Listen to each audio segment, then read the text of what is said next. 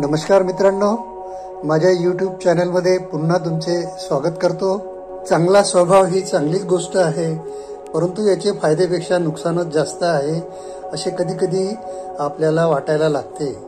मित्रांनो, आपल्याला नारद मुनीने सापाला दिलेला उपदेश ही गोष्ट आठवतच असेल। एकदा नारद मुनी रस्त्याने जात असताना त्यांना एक साप लोकांना त्रास दिल्याचं दिसून आलं। तो लोकांवर असा फणा उगारत होता, फुंकारत होता।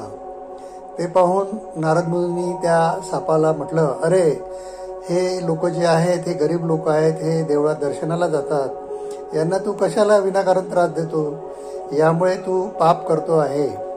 हे ऐकून तो साप थोडा नरमला व नारद मुनीला म्हणाला की यापुढे मी असे करणार नाही, व तेथून नारद मुनी निघून गेले। नारद मुनी त्याच रस्त्याने परत आले असता त्यांना तो साप असा रक्ताळलेला दिसला व असा निश्चित पडून होता।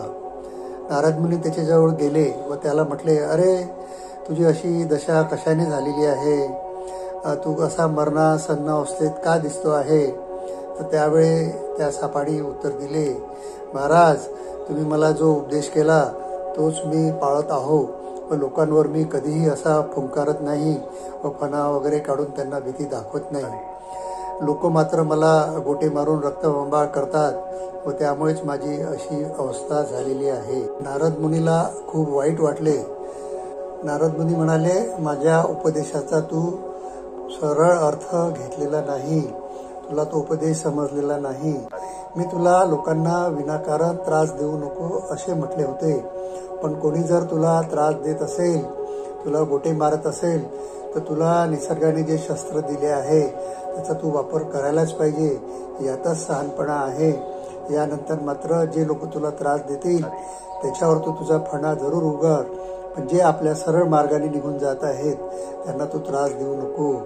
यावर सापाला तो उपदेश पूर्ण समजला आणि नारद मुनी तिथून निघून गेले। आपल्या स्वभावाचा लोक तेव्हाच फायदा घेऊ शकतात जेव्हा याला शहाणपणाची जोड नसते। शहाणपणा म्हणजे चांगल्या सोबत चांगले वागणे। आपल्याला विनाकारण कोणी त्रास देत असेल तर त्याला विरोध करणे व स्वतःचा बचाव करणे।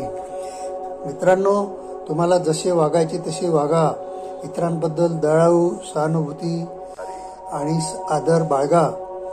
मग त्या व्यक्तीची सामाजिक आर्थिक स्थिती कशीही असो, तुमचे वागणे जर बदलत नसेल, हे तुमच्यासाठी चांगल्या स्वभावाची कृती आहे। आपला स्वभाव तसाच ठेवा, पण याला शहाणपणाची जोड अवश्य द्या। मित्रांनो, आपल्याला व्हिडिओ आवडला असेल तर आपल्या प्रतिक्रिया जरूर द्या। चॅनलला अद्याप सबस्क्राईब केले नसल्यास जरूर सबस्क्राईब करा, तसेच व्हिडिओला लाईक व शेअर करा। पुन्हा एका नवीन प्रेरणादायी व्हिडिओ सोबत लवकरच भेटू, तोपर्यंत नमस्कार।